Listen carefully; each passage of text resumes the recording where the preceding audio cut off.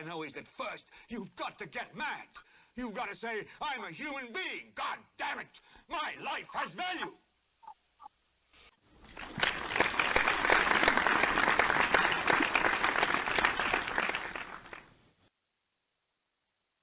What's going on, black people? What's going on? In Black America Radio with your host, Rasta B. It is Friday, Cinco de Mayo, actually, May 5th, 2017, and this is in Black America Radio. Today we're going to be talking about LaVar Ball, It Must Be the Shoes, and white America is about to turn on black people. So we're going to talk about the $500 shoe. We're going to talk about the reaction from the people about the shoe, and the elites, I guess if you want to call them that.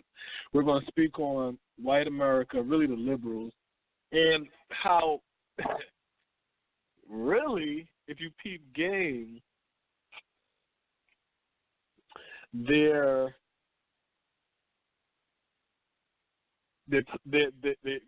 really ready to drop black people. And I wonder if we're prepared for that fall. I'm going to explain that a little better later. And we're going to talk about a whole lot of other stuff.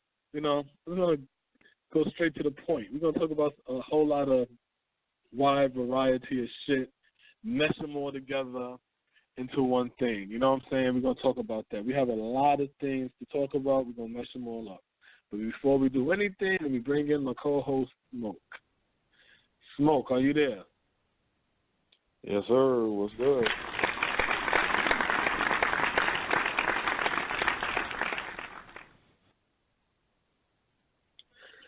Shit, man. What's good, man? How was your week? Shit, man. I'm just finishing up this order for my big baller brand kicks.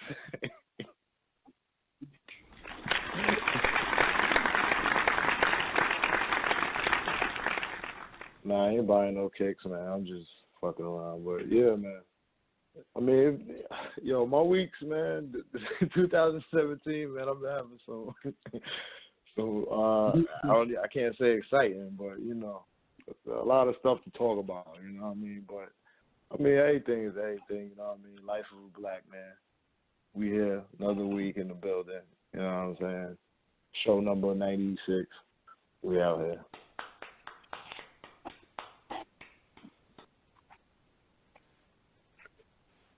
96? I ain't know that. Okay. Yeah, I just happened to be looking in the list. I'm like, oh, wow, all right, cool. Yeah, I was looking at, I had Scully over here today in the rest of the, Scully, and the whole clan, and his homie. So, I was kicking it with them. So that's why I rushed the title of the show. Right. You know what I'm saying? I was like, damn. I was just like, damn, everybody lingering around. I'm like, damn, it's 8:30, yo.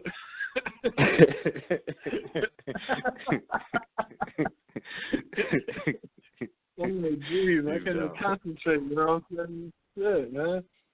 So then I started seeing everybody start, putting their hats on, slow walking. I'm like, listen, man, I got 20 more minutes. Guys, please, what are you going to do? So I spoke to him. He said he'll call in, you know what I'm saying, and for an interview. So, we'll have, call in, because I really want to just build on him and to tap into the youth. He's 20 years old, you know what I'm saying, to tap into the youth and find out what's their questions, you know what I'm saying, what's their questions, what is it that they see out there that we don't see as old eyes, you know what I'm saying? When they what do they see? You know what I'm saying? So it's like, just a question. Find out the whole story type shit. Yeah, but I found out the whole story about the situation that You know what? I think I'll just wait until he come on. Yeah, he can break yeah, he can break that. That's story down. All right, so that's that. You know what I'm saying? So, other than that for the week, shit, man, nothing major. Still been doing the whole what's this stupid ass bridge out here in Georgia, but they said it's gonna be done by Memorial Day now. They really putting that energy in, working them like damn slaves and shit, I guess. But yeah, that's a good thing, man. Get that shit out the way. Hell yeah, that's good. That's what's up. But okay, so let's get into this shit now. We done did the bullshit talk. Now let's get into the real shit. Now, let's talk about. You know what? Let's go ahead and get into you want to get into your man, the big baller? Yeah, I mean that's cool. You know what I'm saying? Yeah, because I can segue off of that. You know what I'm saying? Into the next thing I want to talk about. Cause I can do it either way. You know what I'm saying? Pause, but nah, you know what I'm saying? Nah, that's cool. Well, I mean, earlier today, LaVar Ball, who is the father of Lonzo Ball, who is a UCLA basketball player who is about to be drafted in this upcoming draft. Just a little bit on LaVar. LaVar Ball, he has 3 sons, you know, one being the aforementioned Lonzo. He has 2 other sons that they play high school basketball in Chino Hills, California. And so LaVar, he's like, you know, the father, that sports athlete father, you know, that we really don't see when it comes to black athletes. So he has a major presence in, you know, all his sons' lives, you know, their careers that's coming up. And, you know, he's been very outspoken. So, you know, if you've been watching the basketball world lately, especially college sports, really any basketball, you know, he's been all over ESPN and all these other networks. You know, he's debated with like Stephen A. So, you know, if you do a quick search, Lonzo Ball, LaVar Ball, who's the father, you know, they'll come up in the search. So the big talk about him, you know, his son is going to, you know, be a top draft pick in this year's coming draft. And they have a apparel company that, you know, that existed while he was, you know, in high school and college, the Big Baller Brand Company. You know, it's in the title. I joked about buying the sneakers earlier. And what he was wanting to do was get into a partnership with, you know, with Nike or with any of the, you know, large sneaker companies.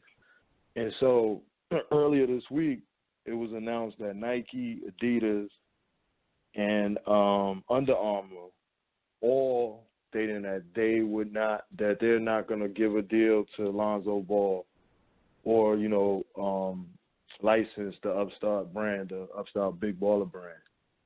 And so, you know, the talk kept going on about, you know, how, you know, LaVar is messing up his son's career.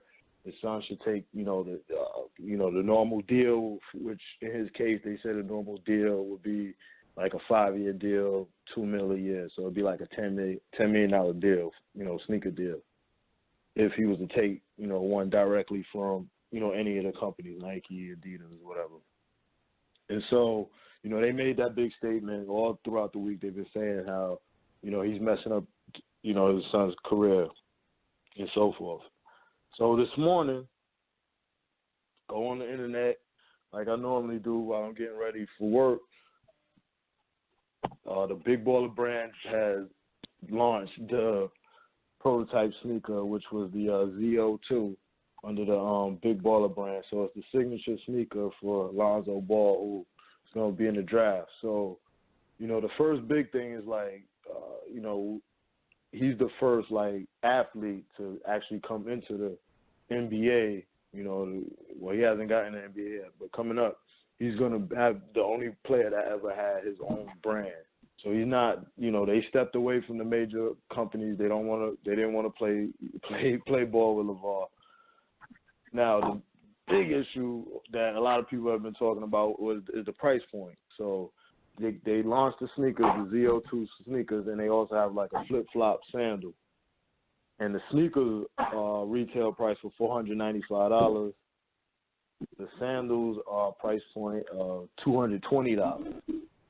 So they're expensive, but they also label them as luxury sneakers, luxury items. So, if anybody has seen like Gucci sneakers or these, red bottoms and shit that these, cats be wearing or whatever, those sneakers are expensive. They're like $1,000, $1,500. So $500 for some sneakers realistically is like, is in the price point if you ask me. Yeah, So, but my whole thing about the sneaker shit is this. My thing with the sneaker shit is this. All right. I ain't no sneaker person. I'm not no frivolous spender. You know what I'm saying? So none of this stuff I would even be wearing, right? So that is what it is. So my whole thing is the concept of this black man stepping up and going to war and battle with the sports apparel giants. Just that in itself, I have to salute the brother. You see what I'm saying? I'm not going to purchase any of the shoes. I ain't wearing none of that stuff. But just the fact that this black man is going to war with corporations, you know what I'm saying? These white-owned corporations type shit like that. You got to salute the brother. Yeah, like I said, when I saw it this morning, I was like, yo, that's what's up. I was real happy. But, I didn't really think about the price at the time. You know what I mean? Later on during the day, you started seeing the criticism coming from different people. You seen Shaq have his criticisms. Mike Brown, coach of the Golden State Warriors, he's the assistant coach. He made a statement. And you've seen a bunch of different statements coming out. Again, the story is just from today, so you're gonna hear about it a lot. The talk was really who's gonna buy the sneaker. It's $500, whatever the case may be. So as we go on through the day, it's coming to the light. Specifically for big ballers. He said it specifically for people that spend that bread. So he already if you can't afford them, you're not a big baller. That's what he said. Yeah, you can't afford them, you're not a big baller. And so, he shouldn't like the sneakers. Sneaker look. It's a good looking sneaker. It's a good looking sneaker, but he's getting results. And so, what's being reported now is that for the first day sales, when they went up, they sold reportedly 5,000 pairs of sneakers in the first day. So if you do the math on that, 500 a pop, 5,000 sneakers, they're turning some money. And so it's good. It's great to see that, like your point you mentioned, that he's standing up strong against these big companies that normally railroad the players. They're not giving them brands. They're not, they definitely not licensing the brand, but then they don't give them signature sneakers until 3 or 4 years down the line, or they may never get a signature sneaker. And so in this case, he's giving us on that, but it's doing well. It's doing way better than what people was expected as far as the criticism of what it's about. Okay. And so wait, Smoke. So what are the criticisms? The criticisms to me, from what I see, the price really is the criticism. But what I see the criticism centers around is the fact that he's holding his nuts. It's like no one can backtrack him off of his plan for his sons and what they have business-wise. It's like in the beginning when he talked about these different things, because he alluded to, like, all right, if they don't want to play ball with me, then whatever, we're going to do what we got to do. He speaks in those terms. He speaks strongly. So in the beginning, it was more like he's a big mouth. You know what I mean? He's just a talker. And so now when you see the things evolving, he putting the business acumen behind it. And so now, to me, the criticisms is really based on him standing tall. It's like they want to make small things like the price point. Again, the price, I can understand the criticism where they're trying to come from with it, but in the era of where aftermarket sneakers get sold for $500 and $600, when you're looking at Yeezys that's going for $1,000 or so in the aftermarket, this really not a bad price. And so it's like people really just trying to nitpick what he's doing. And to me, the source of it is just him standing tall. It's like what we always say on the show, hold your nuts. And to me, that's what he's doing. Yeah. So, like, a lot of the criticisms is more so coming from that instead of him getting praised as a father who won. Well, who are the people that criticizing him? Well, who's the people that criticizing him? First person that came to mind that I mentioned was Shaq. Shaq, he was jaded from the whole sneaker system with Reebok. And him. Shaq police too. Yes, Shaq the police too. Hey. And so, LaVar Ball, he mentioned that because he's all over the place. He mentioned that Shaq police? No, he mentioned he responded to Shaq's comment about the sneakers being so high priced. So his response was, the price is what the price is. Being that Shaq already has sneakers at the low price, that he could cover that low price. You know what I'm saying? It's like, if you doing that already, don't hate on what he's doing. You know what I'm saying? It's like pretty much what he said.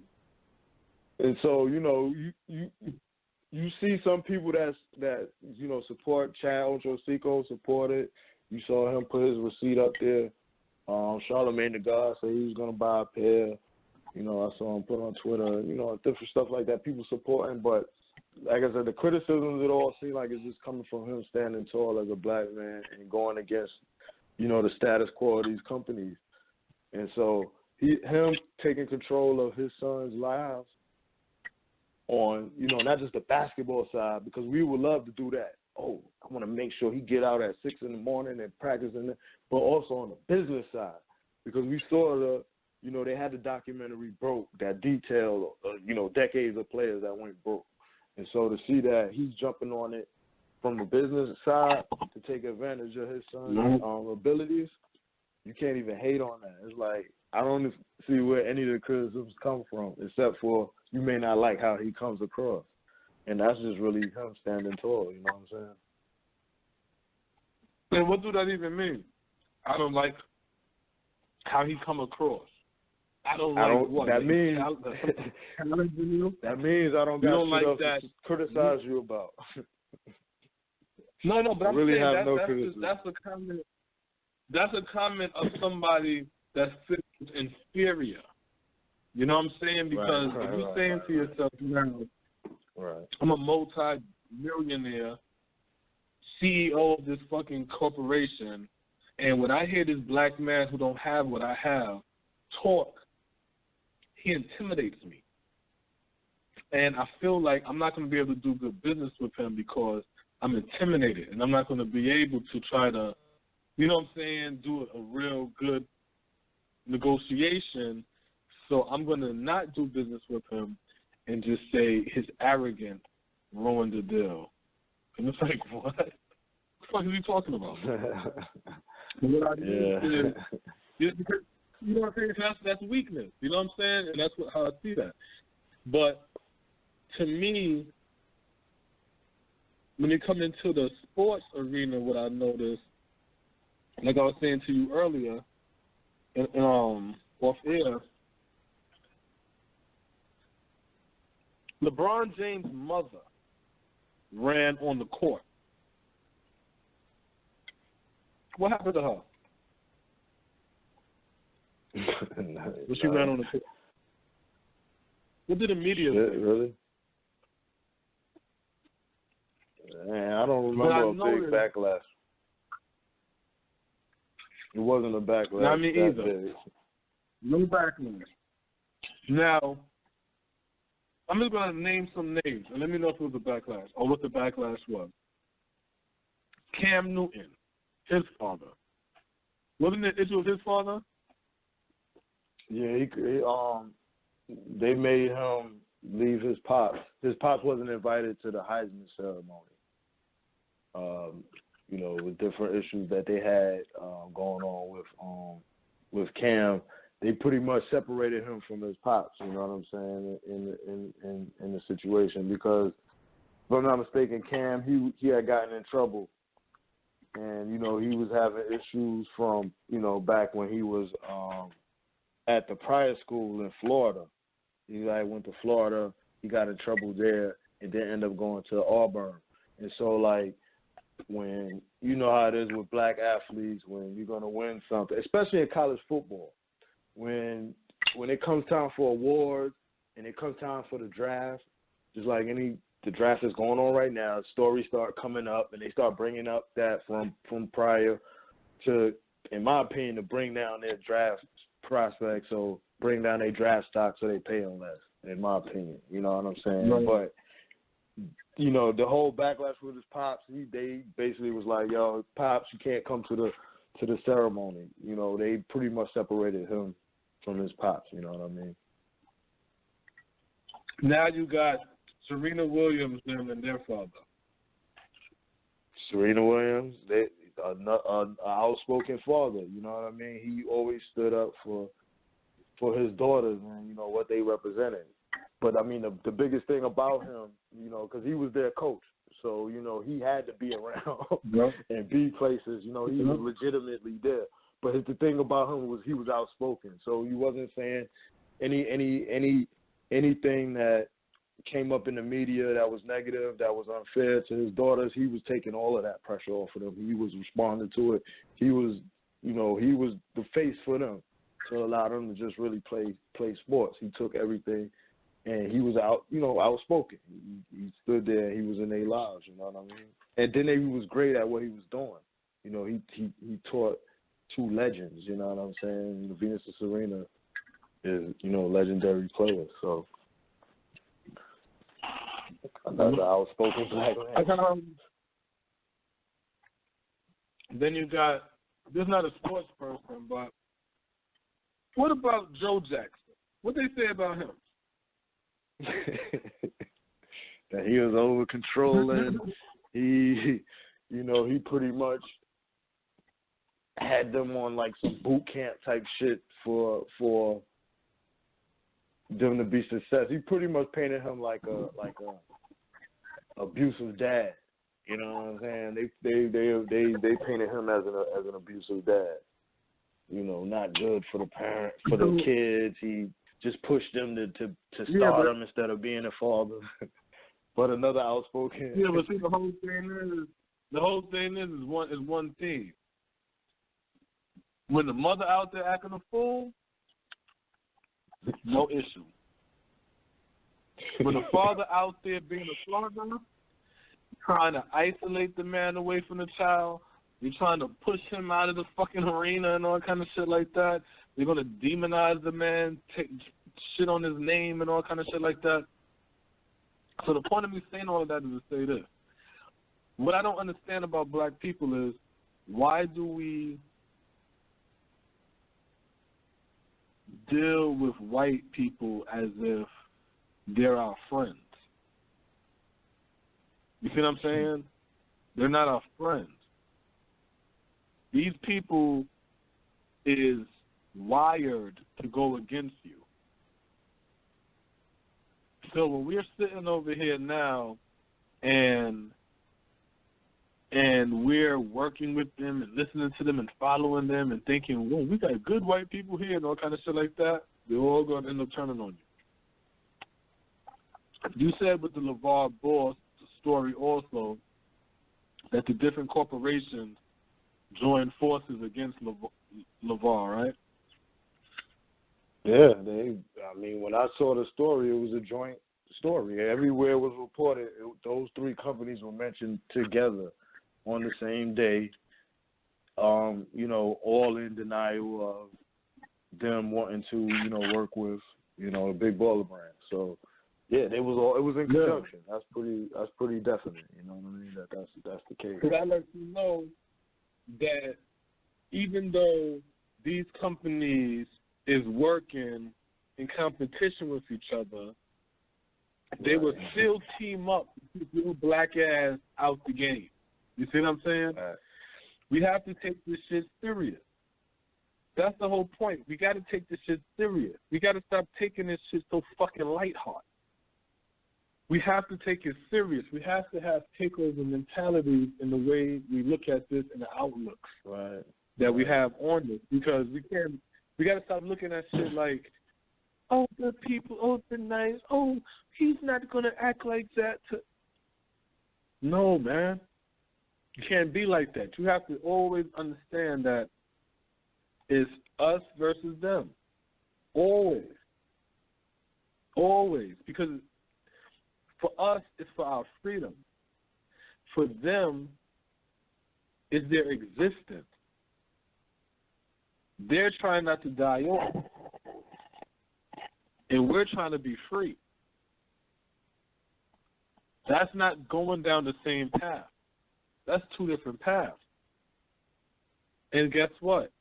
For white people not to die off, they have to keep you in captivity. And for you to be free, you're going to have to kill them off. That's the reality. So with that reality being said, you can't sit there and be like, oh, we're going to work together. No, you're not. You can't work together because I have two different objectives. Yeah.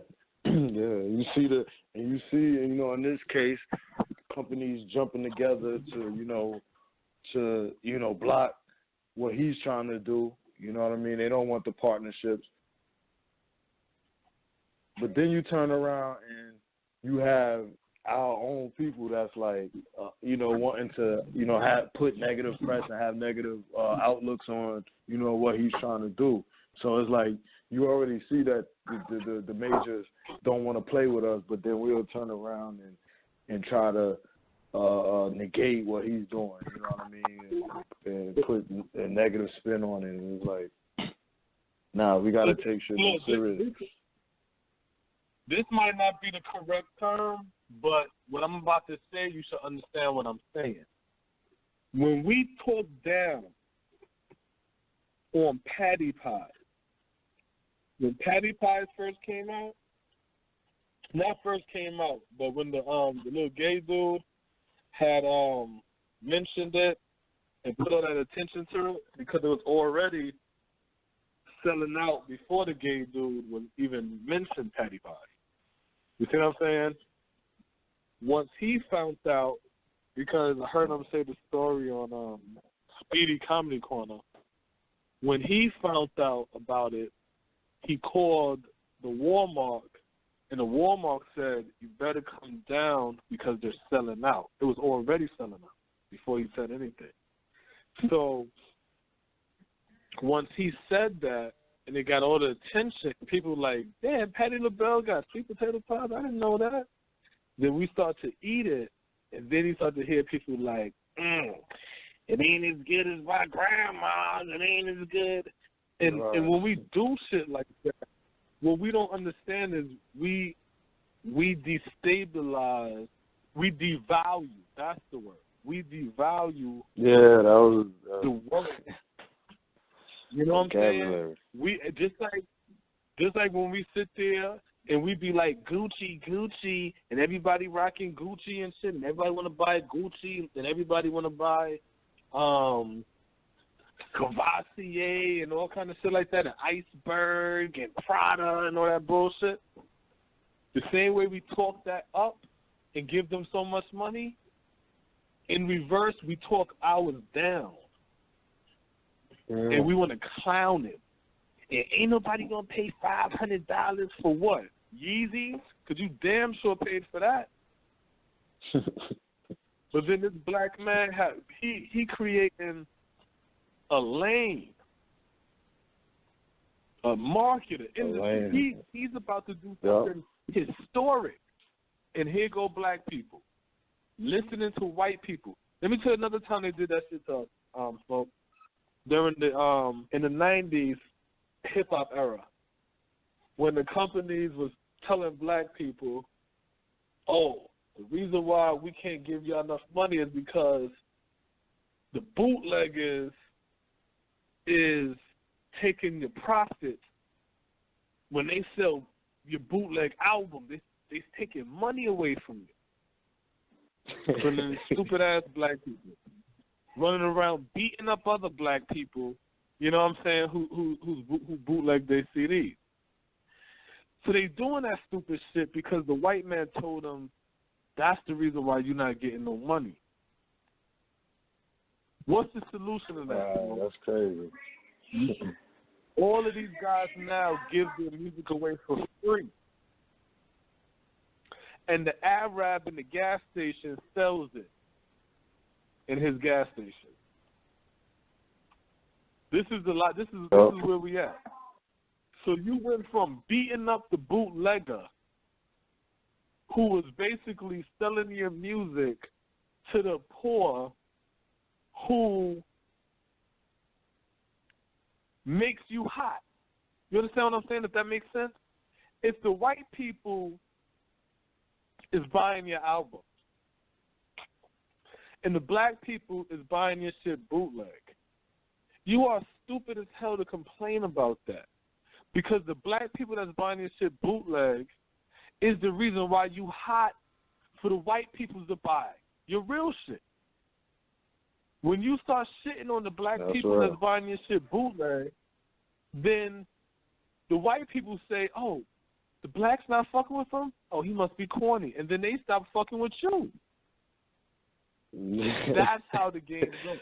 You know what I'm saying? That's how the game goes. I killed the whole shit, man. That was a good breakdown. So but that's real.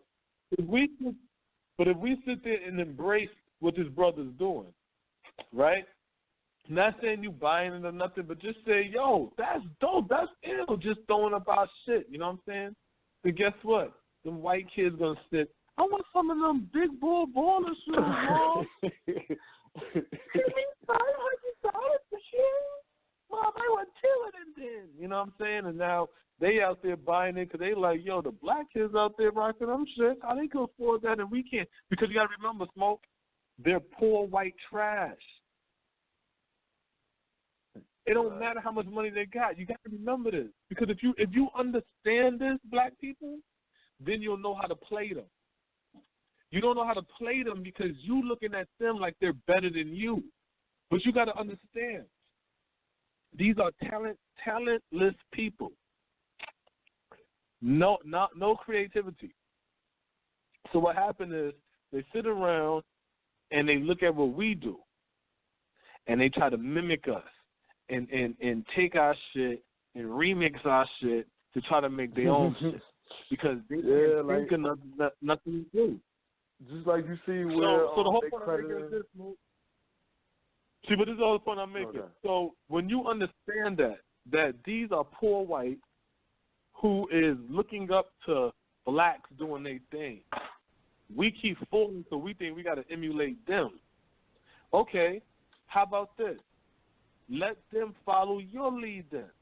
So instead of you buying Nike, now you got white people buying big baller shoes.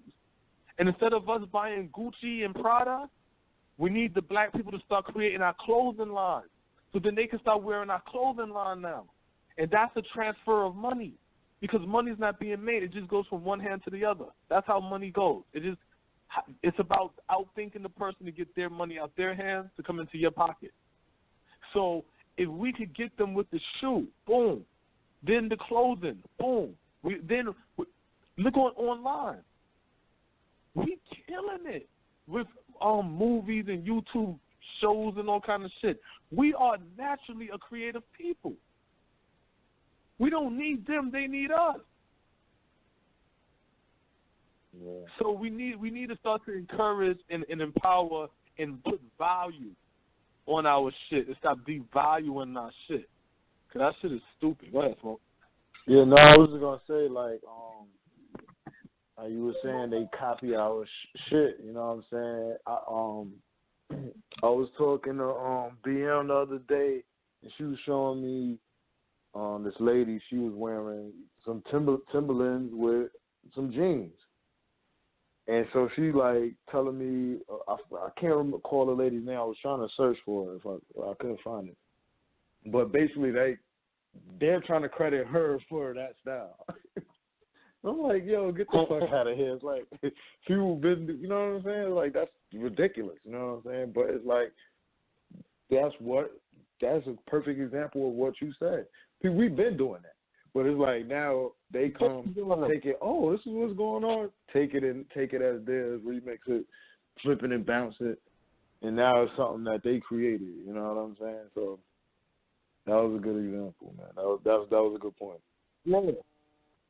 See, niggas gotta realize that shit, man. Like I said, we fell and we suffer because we, in my opinion, for just in case if I'm wrong, I just feel like we suffer and we fell because we sit around and we be thinking like these are decent people, or these are people that we should be looking up to, or these are people that if they just knew better, they'll do better. No. This is poor white people. It don't matter how much money we got. These are poor white people. Mentally, spiritually, these are poor white people. These are people that there's nothing there. So it's like for you to sit over there thinking, oh, well, if I can explain if you have to say to yourself, I have to explain, if I could just show them that we're human and we're the same, if you have to do that to somebody, I mean, they're not right in their head. Why would you want to try to reason with people like that? Because not right in their head. You dig what I'm saying, Smoke? Imagine you now going to the fucking hood, to the fucking pink houses in Brooklyn or some shit, talking about, maybe if I come back over here where these guys done rob me and beat me up, if I come back and just explain to them that we both are black men, maybe they'll understand. No, you're going to be like... You're already getting a clap. You know what I'm saying? It's like, oh, this nigga here again. It's just to bust another point on the LaVar Ball topic, you know what I'm saying? You can move on, whatever, but we talk about, like, you know, in a large portion of our shows, we talk about black people needing to build our economy. That's where we need to, you know, place value in and build that up, and that's the portion of Black America that we need to really thrive and survive. You know what I'm saying? Is to create our own economy, and that's part of what he's doing. It's like, hey, this is what we can do. Let's go create this family-run business, black business. Boom, we're gonna go over here, and we're gonna play with the big boys and make money, and that's all part of economics. And so, you know, if anything that you take it from it is just him changing that aspect when it comes to that, you know what I mean? Yeah, because, man, listen, man, that's the whole thing that kills me when it comes to black people, because we want to talk about it, but when it's being done, then we want to criticize it, and then when it's gone, then we want to talk about it.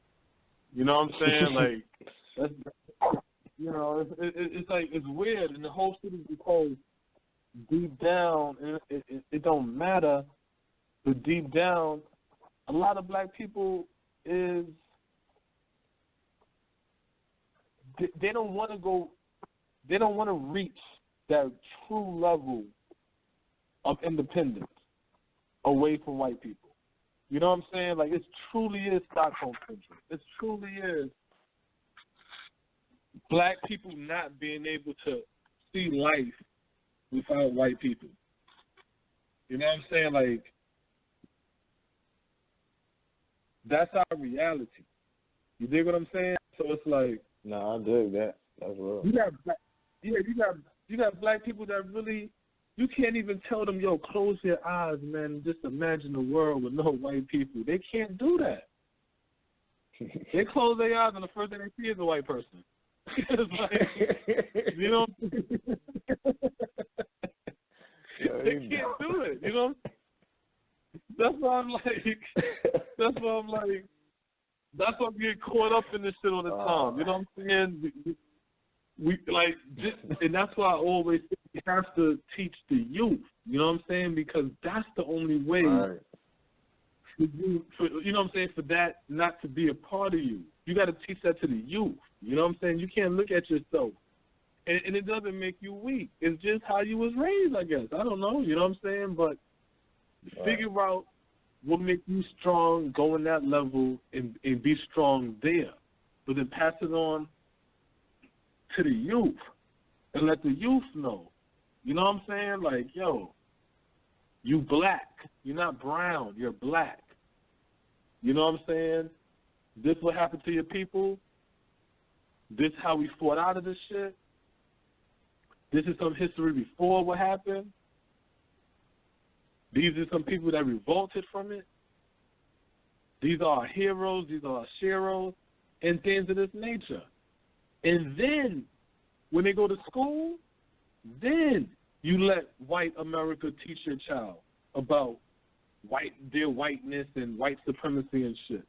That way your child going inside there and they looking like, wow, y'all really remixed that story.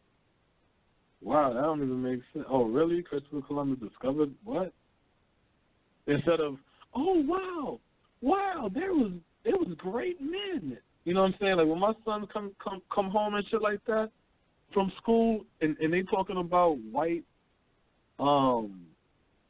history and shit like that, they're not going to be able to glorify that because we're going over that together. And I'm breaking it down to them. You see what I'm saying? So they get it. I'm not allowing the teachers to dictate that. Fuck out of here. That way they have a black mind also. I'm doing that now with them as children, monitoring what they watch, what they see. You know what I'm saying? What books we read and how we, you know what I'm saying? Because I want to develop their mind. So when I'm telling them, you don't need white people to do nothing for you, they like, you know what, you're right. Not, you don't need white people to do nothing for you. You know what, that's a good idea. You know what? You know, I don't need them. You're right, brother. You're right. Fuck these white people. Fuck these podcast motherfucking honkies and these fucking white people. Devil that. Nigga, you still worried about them. Everything coming out your mouth is white people. Yeah. Everything coming out is white people. If you're not worrying about them, then let's just move forward on what we got to do. Yeah. You can't worry about them, man. I was reading the damn comments on that about the sneaker, man, and they is just going in on some straight, nothing that got to do with this. But yeah, it's just, yo, man, we got to move forward as black people, man. We can't be worried about white man or any other man or woman. You know what I'm saying? We got to move forward with the shit that we need and building ourselves and our economy, man. We can't be focused on that crazy shit. We got real shit, real issues, and the talking and puffing out the chest, we've been doing that for ages. Now it's time to put things into motion, into action, and make something happen instead of the empty talk. Speaking of ages, I was asking to get down, right? I have a question for you. Hypothesis, I should say. I wonder if the 70s was the peak of black America. You know what I'm saying? I wonder if the 70s was the peak of black America. That's a good question. I mean, it's a good theory when you think about it. Yeah, because that's the isn't that like the crossroad? Because I mean, that was right before the 80s, and we know right. The 80s is the benchmark. I know what I'm saying. The 80s is the benchmark of fucked up shit for the current America. You know what I'm saying? It's like we all go back to that era of where people openly say that the drug era killed black people in the communities. You know what I'm saying? So it's like that's a good hypothesis. I mean, we'd have to dig deeper into it, but I mean, looking into it, I mean, just off top, yeah. But the 70s, that's when the niggas was coming home with that hair on. You see what I'm saying? So that's what I mean. Like, that was like the beginning. You know what I'm saying? That was, the 70s was what, the pimps and the black business and afros and black exploitation movies and black bankers and lawyers and movie stars and shit. You know what I'm saying? Civil rights niggas, they doing their thing. They got their laws passed. You know what I'm saying? That's the 70s. And then we know what happened during the 80s. AIDS, because HIV wasn't created yet. Crack, you know what I'm saying? High unemployment. Like the end of the black economy. The 90s was the era of work. We start working within white America and white corporate America. 2000s we got 2000 we got laid off.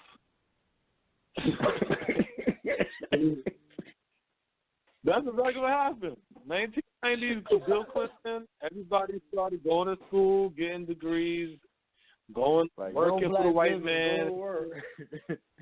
Go to work, man. Use your brain, not your hands. Use your brain, not your hands. And then all them stupid niggas got fired in 2000. A bunch of IT. Man. A bunch of niggas got IT degrees and shit like that, fired and shit. Everybody took computer science courses and shit in the 90s. You know what I'm saying? Yeah. It's like, I was in school in the high school in the 90s, and I wanted to do carpentry shit. They like, oh, nah, you should do business, man. Motherfuckers convinced me to do business, take business courses and shit like that. So that was the talk, you know what I'm saying, during that time of, you know, you, instead of, you know, working with your hands, you want to work in the office and, you know, get these degrees and blah, blah, blah, blah, blah. You know what I'm saying? And that changed the outlook. Put the AC on. You in a cubicle, brother. This is what they used to say that, man. Crazy. This is what they used to say that. That's the sad part, because those supposed to have been our elders. That's the shit they were saying to us. And we sitting around over here thinking like, okay, maybe that's cool. And that's why I keep saying it's the youth they target, because they don't know. Once the whole purpose of the drug economy, the drug game, was to kill the black economy some more. Because once you get people away from opening businesses, your kids from running your businesses, guess what you end up doing? Selling your business to bail your child out of jail. You see what I'm saying? Yeah. That was the real science of that whole fucking drug shit. Yeah, it destroyed lives, it destroyed families and communities, but it destroyed our economy. Because now, you know what I'm saying? We got to look at the real game that was being played, man. We keep on listening to the liberal feel good bullshit. You know what I'm saying? Where they like to tell us, you know, oh, the big bad white man, and he made you feel bad, and he don't like you, poo-poo. We're going to make him like you again. You know what I'm saying? And then we thinking this, you know, all this shit. Oh, they're mass incarcerating us for this, and everything that's being done to us is based upon economics. Everything is based upon economics. When they sit there and they incarcerate us and they keep us at 13% in this population, and our silly asses don't give a fuck, we don't even mention this. We don't even ask the fucking question, how in the hell have we been 13% for the last 50-some-odd years? We don't even ask the question. That's how silly we are. So basically what's happening, they're killing us for population. To keep it, we're like deer. We're like fucking crocodiles and shit. They incarcerate the rest. They use y'all for labor. But you know we never ask? We always talk about how many black men in jail, how many black women in jail, how many black children in jail. But we never ask for a fucking number. Wouldn't it trip you out if you found out that there's more black people incarcerated than free? Would that trip you out if you found out there's more black people incarcerated in the United States than free? And then would it trip you out if you remember that it was a certain percentage of black people free up north while the rest of the black people were enslaved down south? So what the fuck are we talking about again? We're in a gerbil wheel, and we keep running faster and faster, thinking we're going further and further. And then we have babies and put the baby on the same fucking gerbil wheel that we running on, and then we die, and then that gerbil pushes us off the wheel, keep running on that same wheel like, don't worry, mama, I'm going to get further than you, in the same goddamn spot, doing the same goddamn thing. And then we keep asking the same question. How are we going to change? What should we do? Maybe if the boys pull their pants up, maybe if the girls got married, maybe if we wasn't fighting each other, crab in the barrel.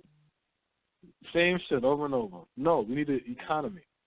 Every attack that white America do on black America is based upon economics.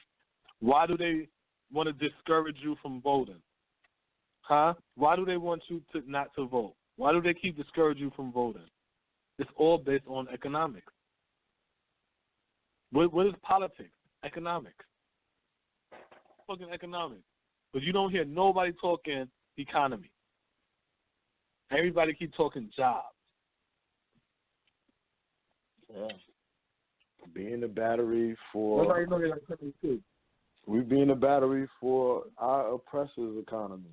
That's all it is, you know what I'm saying? Like, yo, come in and power this wheel so we can put the energy into shit. Come on, huh? Keep on turning. Keep on, whatever. I got a job. Yo, can I get a job pushing, keeping the white man lights on? Yeah, I go ask him. Hey, can I get a job, Chris? Hey, God damn, you know what I'm saying? We need more jobs. You're cracking me up, man. You're cracking me up, man. But that's the total truth, man. It's the total truth. And it's like we have to change the way we look at life, man. We have to change the way we look at it, man. Man. Damn, that's true. Battery for everybody. Now, watch this. Well, then you can see that on the capitalistic pyramid. But this is going to be a clip from Roland Martin. The title is called Message for Bill Maher, Bernie Sanders, Bob Becko, and other white progressives about identity politics.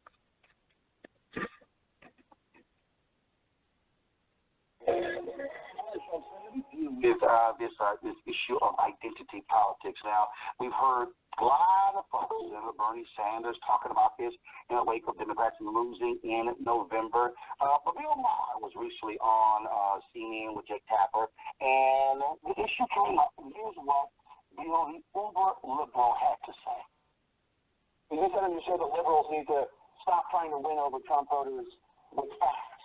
So what should Democrats do to win over Trump voters?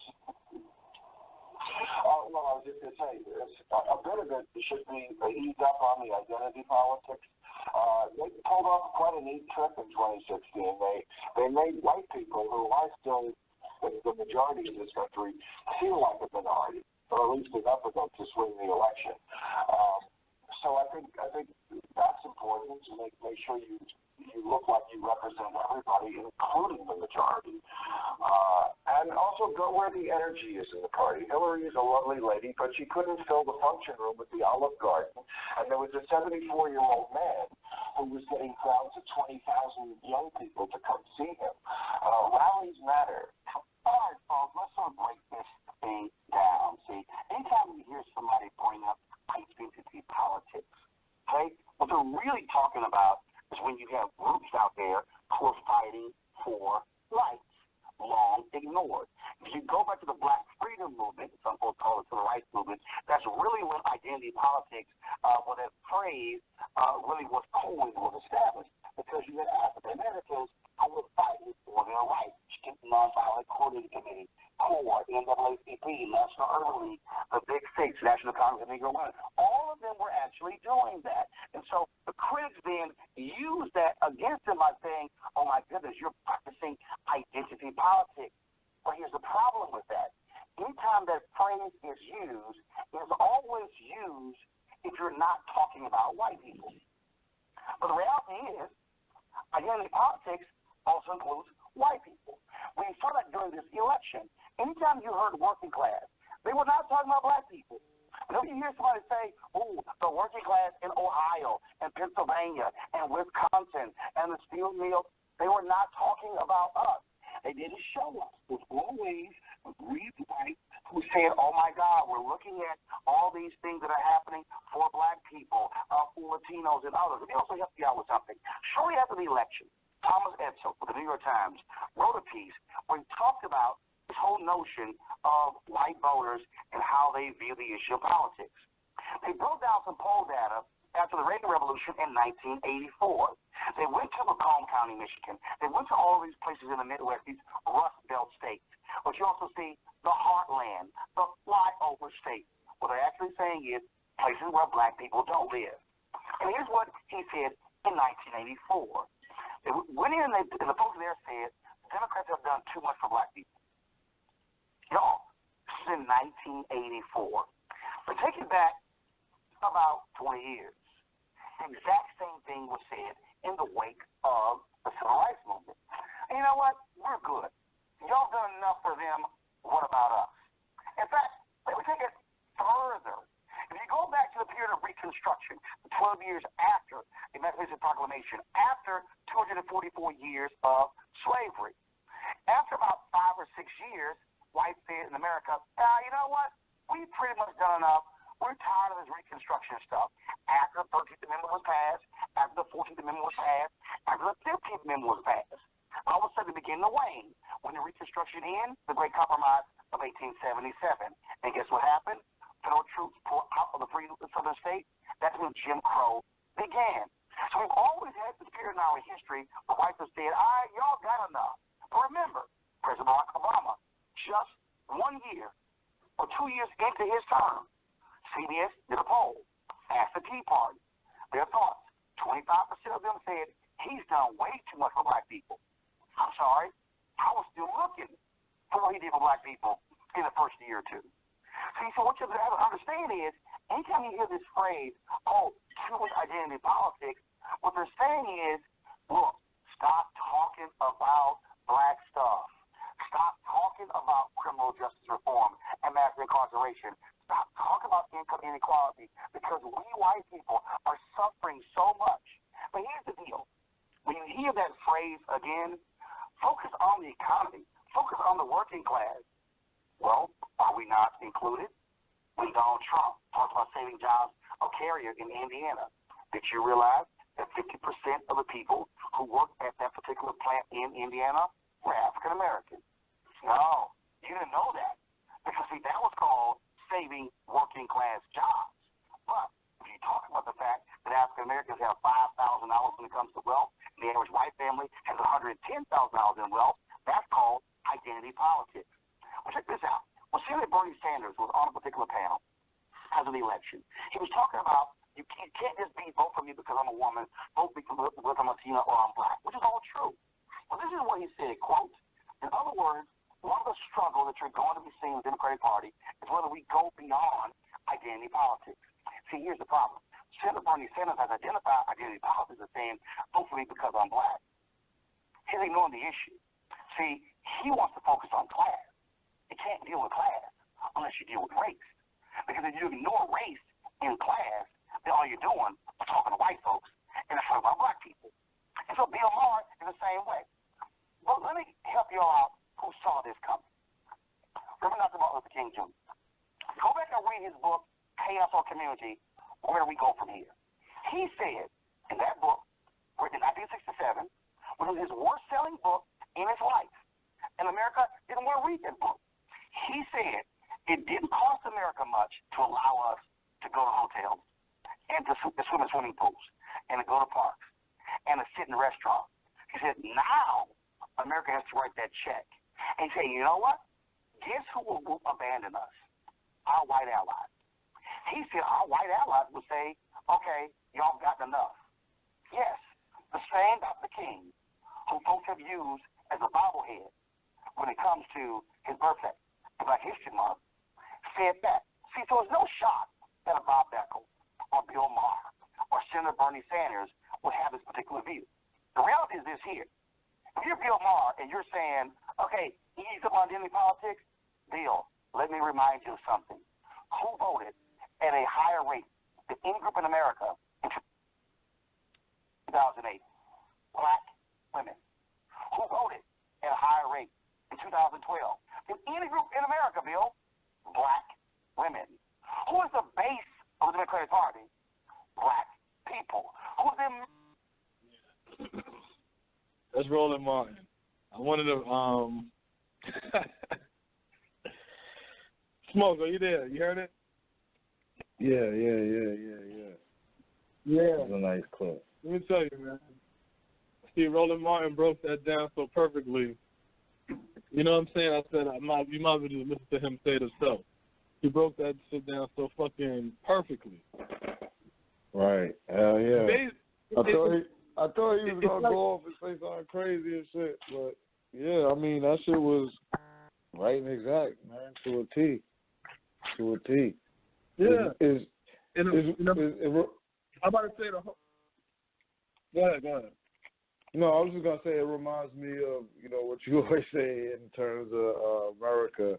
The two most important books are the dictionary and the Bible. So it's like they go and start having these certain terms and things that we think identify with us, but it doesn't. It's white America that they speaking to. That the poor whites. You know what I mean? So, I mean, he pretty much, as far as breaking it down, he pretty much said it straightforward, right there. Yeah, and that's the shit. And then here's the other part of what Roland Martin said. Bernie Sanders don't want to talk about the race part. He want to talk about the what? Right. The class part. The class. Right? Yeah, class. And what Roland Martin said. If you're not talking about racism, you're only talking about classism, that means you're only talking about white people, right? What is the book I've been reading from? White Trash. 400-year history of class in America. Yep. That's why it's important for black people to get an economy, because you keep trying to live and operate within this white man's economy when he don't want to deal with race. Race is not something he has to deal with. He got to deal with classism.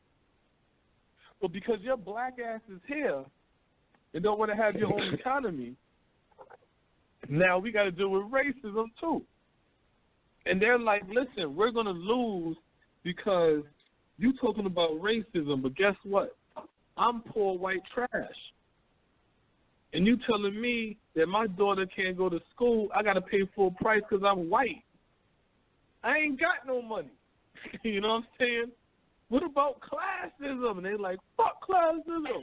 What that got to do with racism? And that's where their frustration lies. You know what I'm saying? So think we're going to change. We think we're going to change that? We think we're going to we're going to make white people feel like, hey, man, put your classism to the side as we fight racism. No, Because guess what? If you say, well, that's why they keep trying to say there is no racism. Because they trying to convince white people, okay, if we let go of racism, can we play the classism game with you? If we get rid of racism, that's what's really going on. That's why they keep trying to scream. There's no. I even heard Zoe say that before. The game isn't racism; it's classism. Yeah, I think I heard him say that too. You heard him say that? Well, yeah, I remember hearing him say it. Because we think classism. We part of that shit. Yeah, we think because we're in America, we have to fight classism, and if we just teach white people to accept black people as black, that'll get rid of racism, and then the only thing we have to deal with now is classism. No, stupid. And here go black woman. Don't forget sexism. It's like, no, stupid. The only ism that black people are dealing with is racism. Racism. That's it. Because think about it. If you say to yourself, no, it's classism, then guess what? Me as a white person can tell you smoke who have money, keep those the blacks that's making $20,000 or less, keep them in the other side of town. And you'll be like, that's right, because I'm of a different class. Right. You see what I'm saying?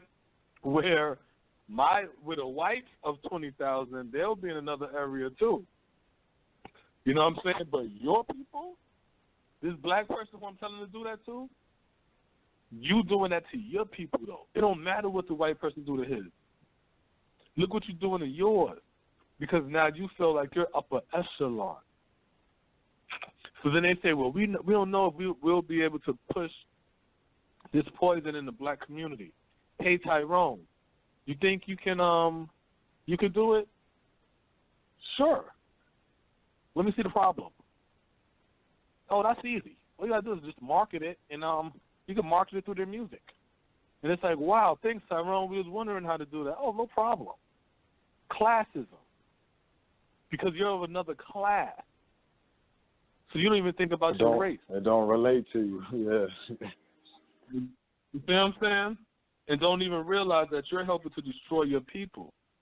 Classism. All of that's white people shit. And the only way for us not to suffer or have to play into that game is to have an economy. Because now you're sustaining yourself. Now you're making the rules for yourself.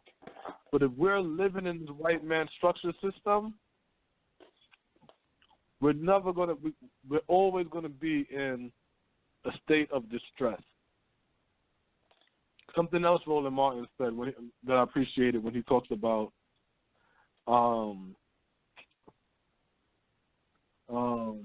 just the code words, breaking down the code words like middle America and working class and shit like that.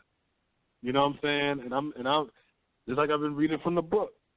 Middle class is code words for white. This whole fucking shit is code words. Yeah. This He whole also shit is said a game. like flyover state, and there was another one. It was like representing places we don't be. Yeah.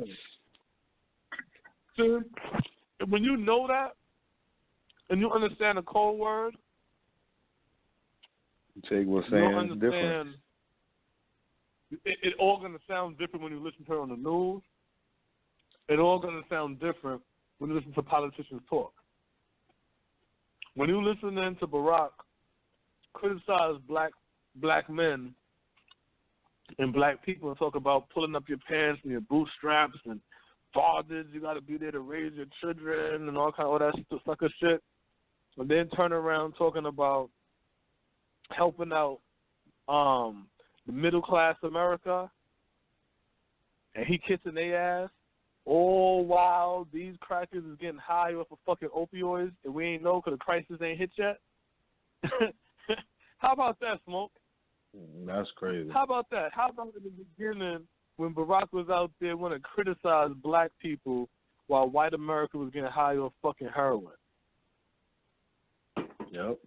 Prices, like you said, man. That's how warped this game is. Shit. Yeah, they in the middle of some shit. We getting criticized. Talking about to have any praise for Obama is crazy.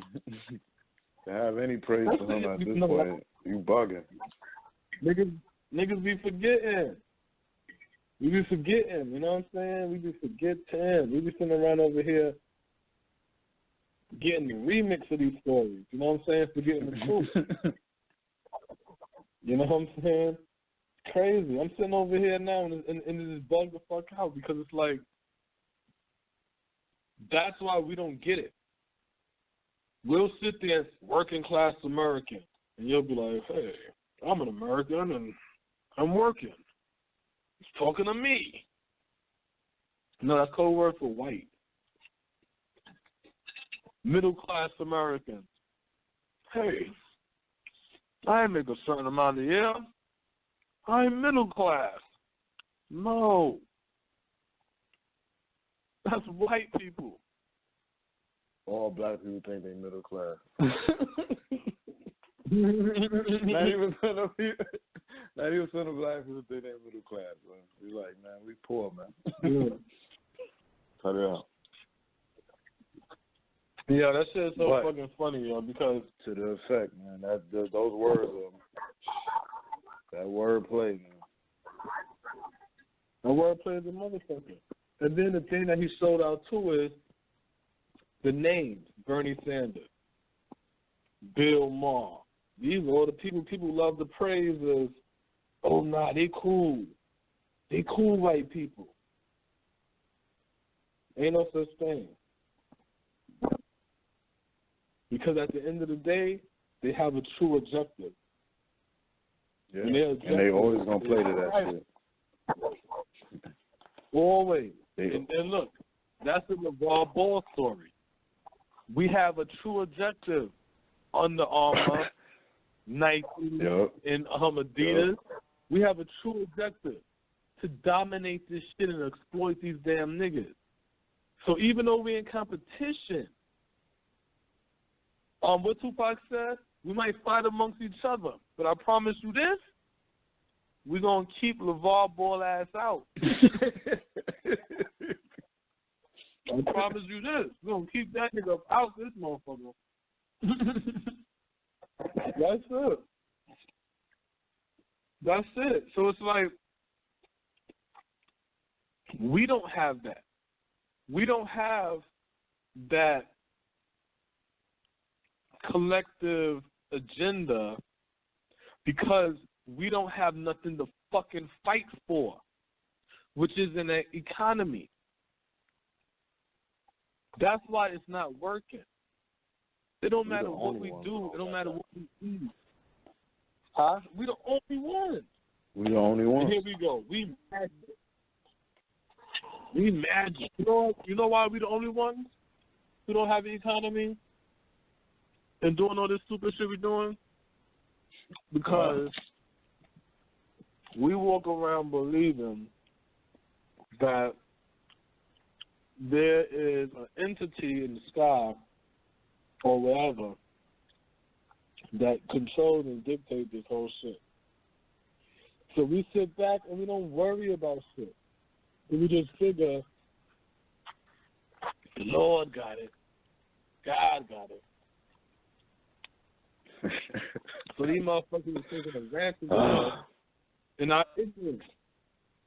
Because this is what happened with black people smoking. This is just my opinion. It's like a chart, a scale. We at -1. -1 is deaf, blind, and dumb.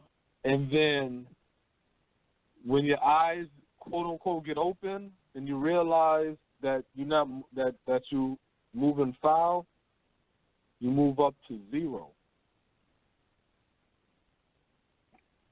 You dig what I'm saying? Yeah, it's -1 plus 1 is 0. It's 0, yeah. Yeah, -1 plus 1 is 0. So you 0 out. The next number is +1. +1 is action. That's where we know we never make it to +1. We only make it to 0. And then we go back down to -1. That's real. And then we go back up to 0. Then we go back down to -1. That's why we get so hype off of rhetoric. Because the deaf, blind, and dumb listen to the person whose eyes is open now, and then they turn around and be like, yo, man, this brother here was so deep, man. The shit he's saying, yo, if this thing could only work, man, wow. And then we go back down to -1 again. All our music is -1. Our entertainment is -1.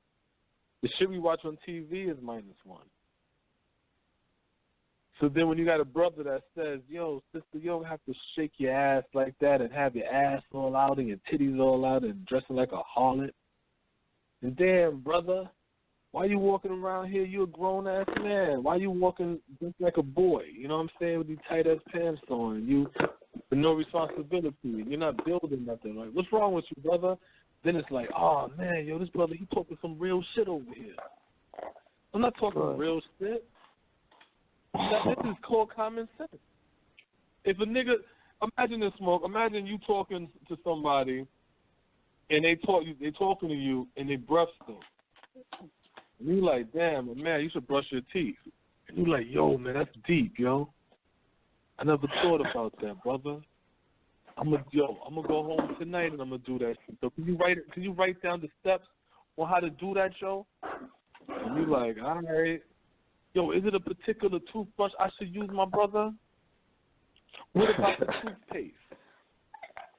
Oh, okay. And the water, should it be a certain temperature when I gargle and wash my mouth out? Oh, okay, brother. Peace, brother. Hotel. And it's like, now I brush my teeth and should I come back? Hey, peace, brother. And you're like, oh, okay, brother. Your breath is fresh. You brush your teeth. That's right, brother. I've been doing it 3 times a day like you said, brother. Yo, Mom, this the brother that put me on to brushing my teeth. It's like, what are we talking about? What are we talking about? Brushing teeth? You know what I'm saying? But if you in that deaf, blind, and dumb mind frame, that to you is some high side. That to you is some deep shit. You know what I'm saying? You might tell a brother, yo, you know what?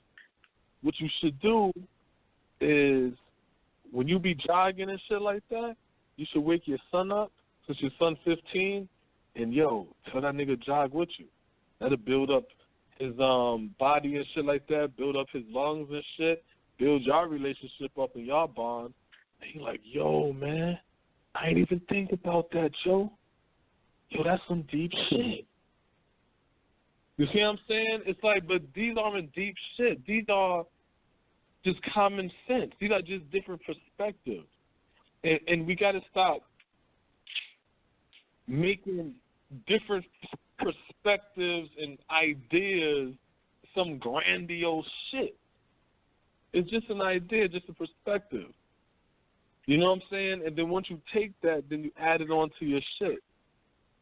Because even though it's a joke about the brushing teeth, if the man do come back and brush his teeth, though, you did change him and he did use action. He didn't come back with a funky mouth. A lot of these people come back with a funky mouth. You know what I'm saying? Because they don't see how none of this shit helps in their everyday lives. So they figure, okay, I'm lighting these candles, I got my fucking Orishas and my fucking libations. That's what I'm looking for. Libations I'm making and all kind of shit. Right. But, well, I don't see no change. All this shit is still, my bill's still overdue. Like, I don't see no progress. You know what I'm saying? So then they end up resorting back to old shit. You see what I'm saying? Because none of that shit mean nothing. None of that shit mean nothing. None of that shit mean nothing. And you know how I know none of that shit mean nothing, Smoke? Because our asses was enslaved. We was enslaved.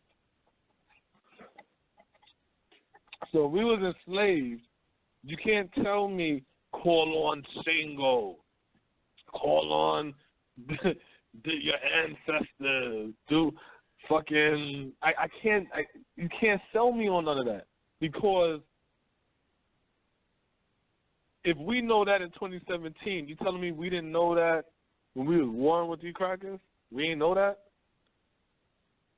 You see what I'm saying? So if it ain't work then, why would it work now? The only thing that's going to work for black people is for us to start to work towards building an economy.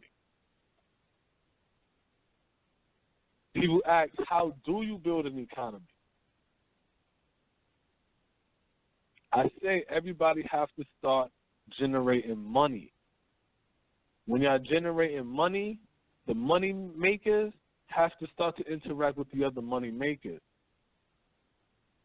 And then y'all, a good 5 of y'all should come together with y'all bread now and start building up that economy that community that y'all in. That'll be a way to, that's how you starting to strengthen an economy, because you have these 5 hands. These are people that own businesses in this neighborhood. They coming together to create a corporation now, and now that corporation buying up the properties and things of this nature and rebuilding and vitalizing that community. Yeah. You see what I'm saying? Like these are the things that happen.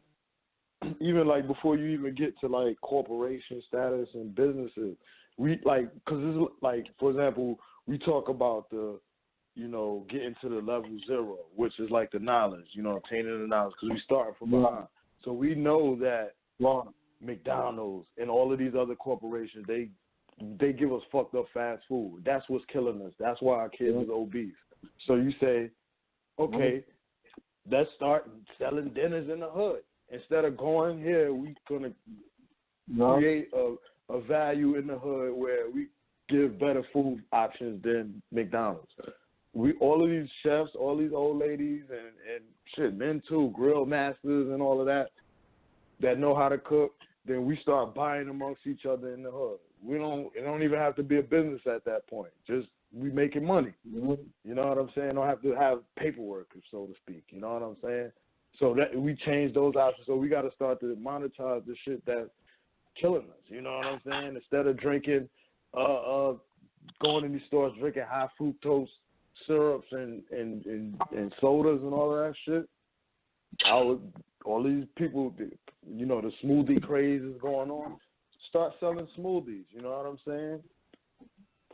You can put herbs and shit in all of whatever you're gonna do to it, but that creates a different option for us. So we got to look at the money that we spend that's killing us and bring that money back and just start to, even from the ground up, and just start making clothes.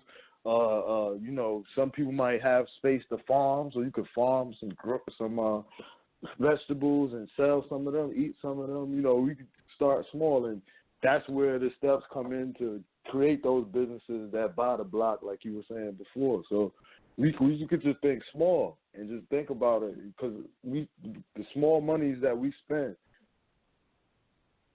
go to outside corporations, outside economies, and then those things be killing us.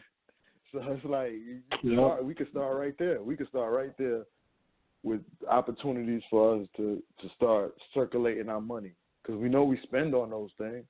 We could create the alternative for it and then spend within the community to get those things. You know what? How about that, Smoke? Everything this cracker got, we should have the alternative to it. Word. Everything that he got. If he got a KFC, then y'all have something different. If he have a McDonald's and shit like that, y'all create your own shit. Like whatever he got, y'all create a black version of that shit. Straight up, you know what I'm saying? Because, at the end of the day, go to other people's communities. If you don't understand what's being said, go to a predominantly Latino community and write down how many fast food restaurants is in their community versus how many of their food joints is in their community. Go to the Asians. Go to the Jews. Go to the Greeks and the Russians and the Polish and everybody else and look in their communities. And when you finish, then drive back in your community and count and see how many fast food corporation businesses is in your neighborhood versus how many black-owned is in your neighborhood. Then you'll understand what's being said. Because sometimes if you ain't leave your community or you didn't really open your eyes to it, so you ain't even paying no attention, you don't even notice that.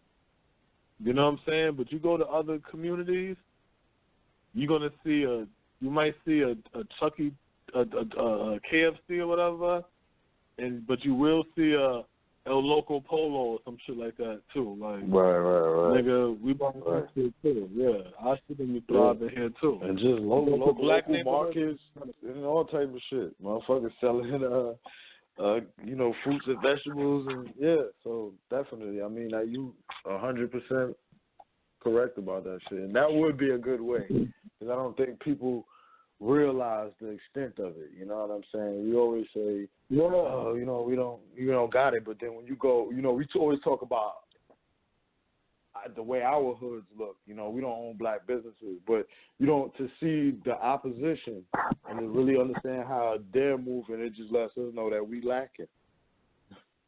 Yeah, that definitely would be a good way to really see that. Yeah, because at the end of the day, we don't got shit. We don't got shit. You see what I'm saying? We live in a borrowed time. That's what we live in. You know what I'm saying? What is it if these crackers decided right now, you know what? And Obama had got 75% of Black America working, but we only want 15% work. We're gonna fire the rest. What you gonna do? What you gonna do? What is the other 60% gonna do? Go back and start working. Find another damn job. No job. Because you can't work in the workforce. We only want 15% of Black America working in the white force. The rest is gonna be white people working. You fucked. The rest is a life of crime. Yeah, the rest is that's it. A life of fucking crime. Why? Why is it a life of crime? And this is how crime works. So now I'm a criminal.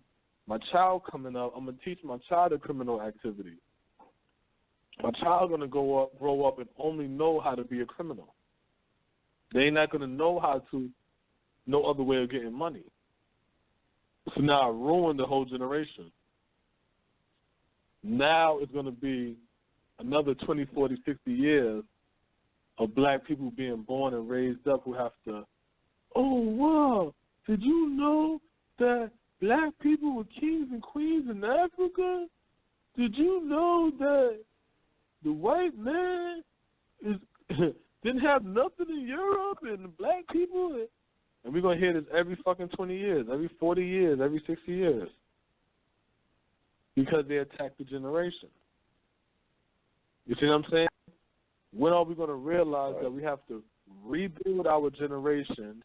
And when are we going to realize that we have to rebuild our economy?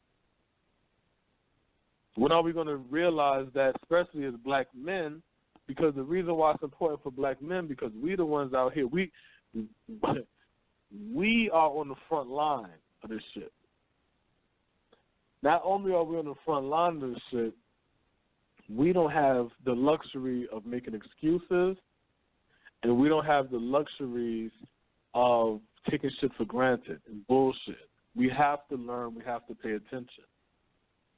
That's why when the woman falls, it's the man's job to raise her back up.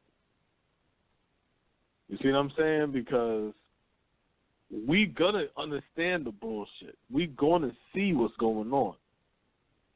That's why they want to kill us off and shit like that too. Because you don't want resistance within your economy. And that Black man bring resistance. Because in this economy, there can only be one man, which is the white man. In this economy, there only can be one woman, which is the white woman. Everybody else is children. What's some of the stuff they said about the brother LaVar Ball when he was talking about his the basketball shoes ideas and stuff when it came to his promoting it and the commercials and shit? Well, they really just got like I hadn't seen any shit on TV itself, you know what I'm saying? A lot of the shit is internet promotion, you know what I'm saying? They got the commercial that's floating around there. But all of the criticisms really they go too far. One, in the sense that he's messing up his son's career because Nike and the big companies don't want to play with him. So it's not so much that he's doing the business. They applaud the business. Like, you know, Stephen A. is like, I applaud, you know, the business. You know, he's giving them props on that because in a way you can't really hate on that. No, like, I ain't talking about that. But I'm not talking about that. I'm talking about when he was filming the shit and you were saying how there was questions asking him like, well, you know, what kind of, you know, how did you film it or what kind of, like trying to play him like it wasn't going to be successful. No, okay, I got what you're saying. Yeah, that was all right. Yeah. He was on the show today, the Dan LaVar show. You know, he's a sports columnist, sports writer. He has a show, and you know, they was you know, asking him questions, you know, about the shoe. How did he come to the price point or whatever? And you know, he was saying. He made the you know, the statement was like the dude asked him, you know, the sneakers $495, you know, why not $500? You know what I'm saying? And he was like, well, you know, because it's his choice. He's like, $495 is better. He's like, well, you know, he made a joke about it. He was like, $495 is three different numbers. That's, you know, that's what it is. So the guy was like, you know, that's funny, blah blah blah. You know, and then so. They also have, outside the sneaker, they have a shoe, a flip-flop, which is $220. So the guy went in, he was like, all right, well, if you're using that logic of the shoe, you know, being priced at $495 because it's three different numbers, then you got the two twos and the zero, and you know, that you got two of the same numbers in the for the price of the flip-flop. He was like, come on, man. He was like, the 2 BB, big balls, baby. The thing was just so much was like, if you watch it, it comes off like a little funny exchange.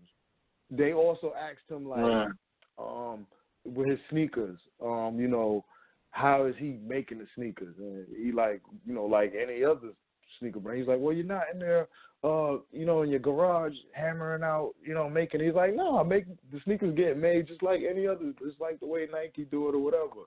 So, you know, from the outside, you look at it, it's like, oh, it's like a comedic exchange. You know, they're jabbing at him, it's funny or whatever. But the questions they asked was like real shit to really kind of like, it's really demeaning him because it's like the product is here. Why is we asking stupid questions? You know what I mean? So it's just like, you know, it's the details. Yeah, it's the small details in how they were saying and what they were saying too. It's like they didn't really take them serious. You know what I mean? And right, and you know how it is. They'll put just behind it. No. But hear what I'm saying. That's the whole point. Because the only man is the white man in America. So when this black man now is challenging the system and challenging the structure, guess what? They're like, so how you making this in your garage? Like you it's like I can't like how dare you try to challenge us? You know what I'm saying? How dare you try to challenge the system? How dare they did the same shit to Puff with the vodka shit. When he tried to do the vodka, and Jay-Z when they tried to get into the liquor game.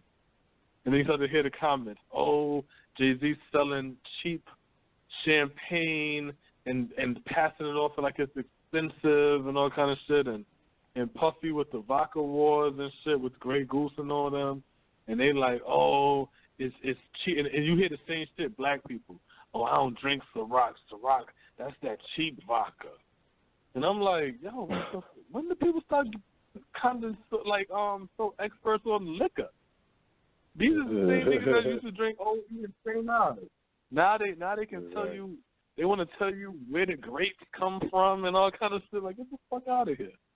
You know what I'm saying? So basically what I'm saying is, what I notice a pattern is, when you see these black men, really black people, period, in business, and we got something that's generating money and making money and doing good, the white establishment panics because they know that's the beginning of an economy. You understand what I'm saying? Patti LaBelle, Patty Pies is the beginning of an economy. LaVar Ball's sneaker situation is the beginning of an economy. Jay-Z, because if all of these people now building up their enterprises, an event happens, black people are like, yo, we should stick together. And then somebody say, hey, you know what? All these black business and enterprises and corporations around here, let's all pull together. And that's when crackers going to be like, no. That's what they don't want. That's why every time we build something, then the next government come in, which is the Republican, and they start deregulating, but they really try to fuck over black people's shit. Not really. I don't want to say Republican, and I don't want to say Democrats. I want to say when it happens, and it fucks over our shit, it's because it's designed to destroy our economy. Whether it's the Democrats doing that to destroy our economy and keep us just working, or it's the Republicans fucking over our economy. You feel what I'm saying?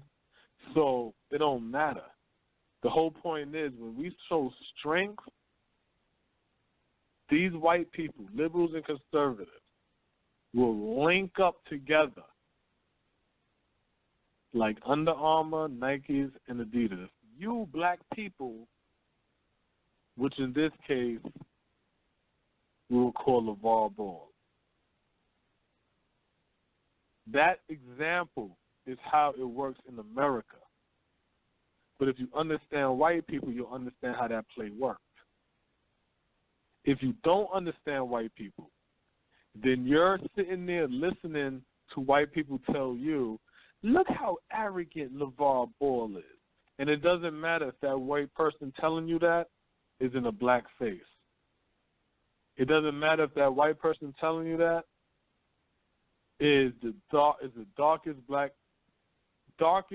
person you ever seen in your life. When that black person say, he's arrogant, it's ridiculous that he will charge that much for a shoe and all of that shit, that's a white person talking. Because this is a capitalistic society. That's a white person talking.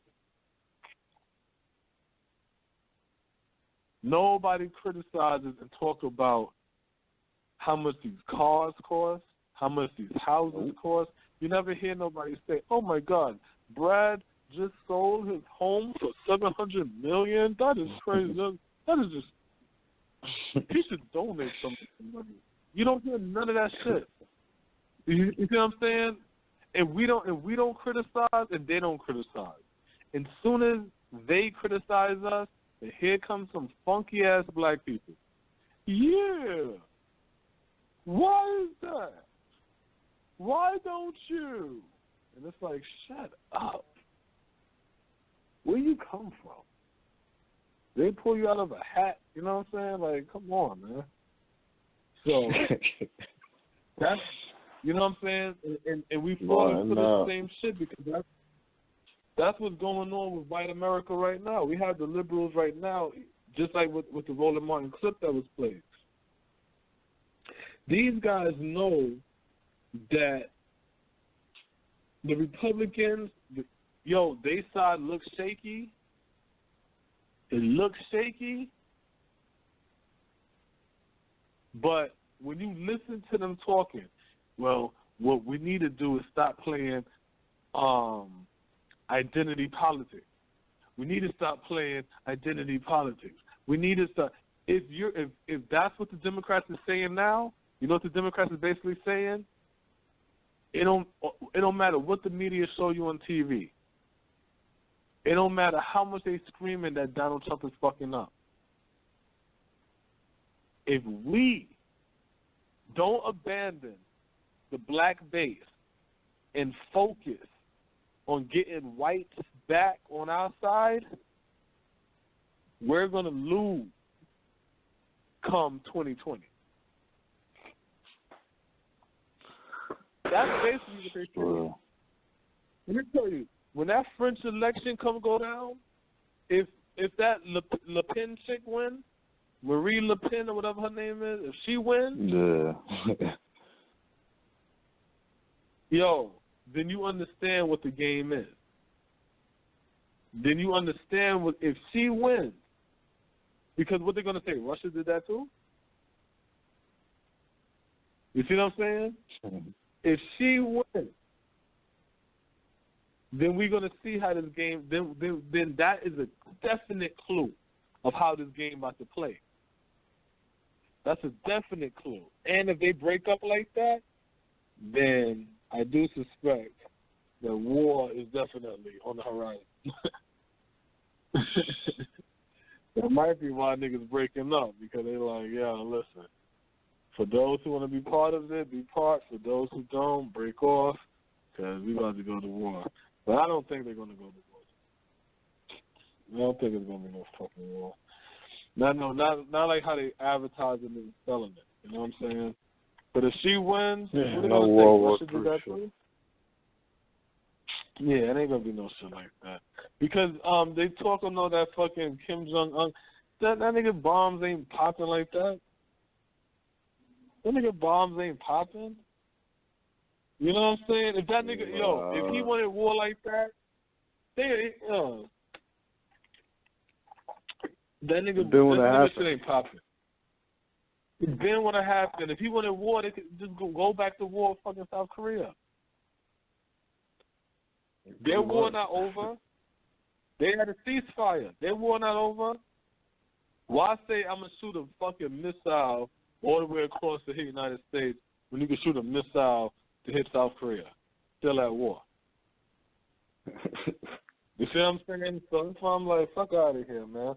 And then what people don't understand too is North Korea got mines in North Korea, and they got United States businesses that do work that mine. They pay North Korea. You see what I'm saying? To mine there.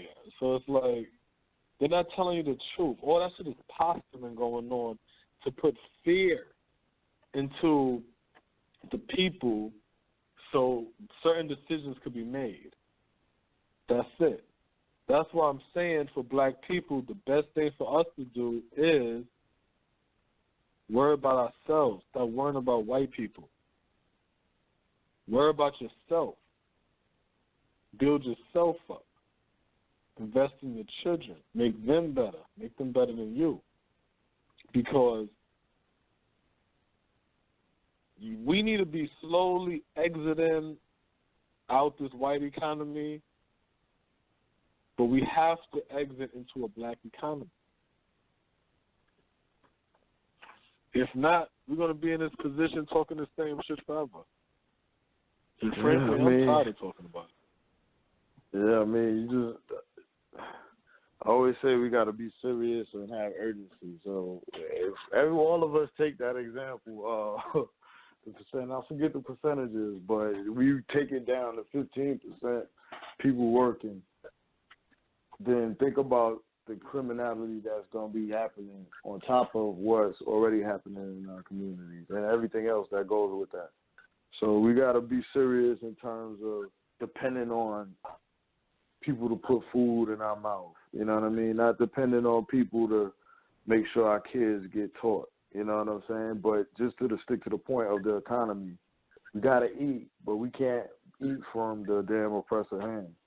We gotta at some point stop that shit.